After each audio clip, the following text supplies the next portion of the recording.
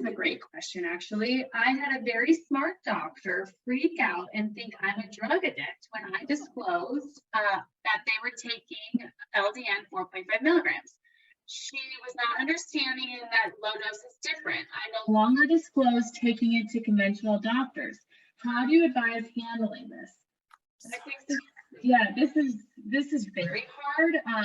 I will say though that LDN is being taught at the University of Michigan in medical school, so it is now gaining. What is even the word? People are acknowledging the treatment of low dose naltrexone now more and more and more.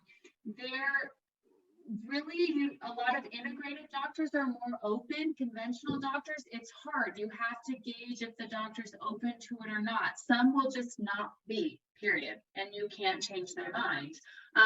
So I encourage you, integrative doctors are normally very good about this stuff. They're very open. You can provide research. The LDN Research Trust, like I said, has all the published research. You can find any abstract that you could want. And I would bring in that stuff because a good provider is going to look at this information and read it and want to learn more about how to help their patients. Well, and if you just Google naltrexone, you're going to get all this stuff about alcohol overuse syndrome and methadone withdrawal. And so they have to Google low dose naltrexone to actually get to it.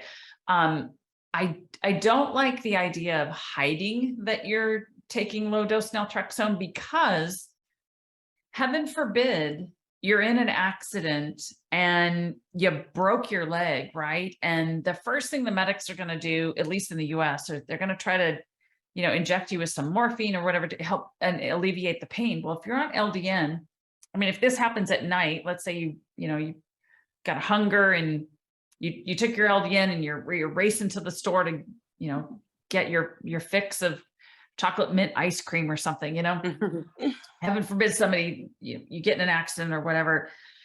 You want to make sure that that medication list is up to date.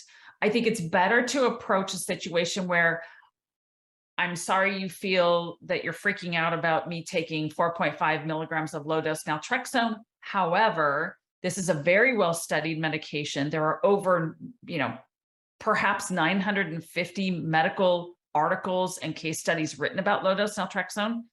I've been a pharmacist for 35 years. I have yet to find another molecule that has been written about so much. I mean, I challenge someone to come up with a medication that is so well written about, but yet still so much under the surface. And the reason is because we don't have great big drug companies going, hey, look at this. This is amazing. Now we do have 2 clinical trials going on, one specifically on chronic regional pain syndrome and another one on Crohn's.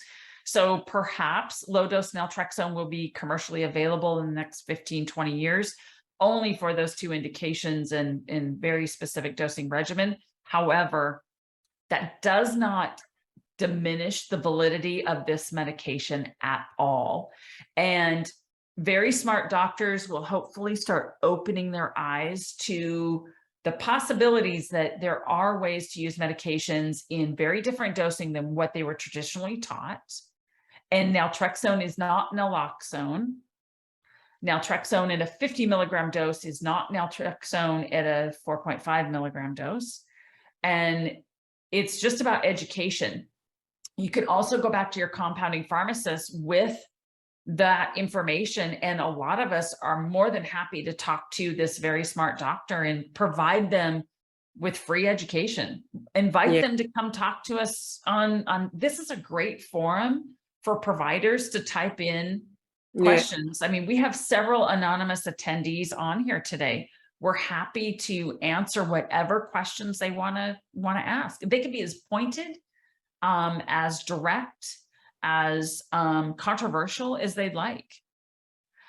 But to feel that a doctor is really down on what they're not up on is a tough one. And I think that is something that a lot of people face.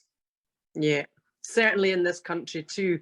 What I tend to do is I would advise them to share the first chapter in I actually haven't been very up to date, because I still don't have the LDN book 3 yet, but the first chapter, The History and Pharmacology of LDN, in the original LDN book by Stephen Dixon, is a very good comprehensive pharmacological explanation. So often I would say to a patient, take that along, and hopefully a doctor will have a look at it. What we are finding here, I don't know if you've got this over in the States, but because of all the research coming out on long COVID, it's become a lot more mainstream now. The problem we have in Britain is that it is off-label and unlicensed, and I think about 5 years ago the NHS just vetoed all kind of prescribing like that, so it's pretty unlikely it will go to a funded prescription. But as we all know, it's not particularly expensive, so the majority of people are quite happy to pay for it.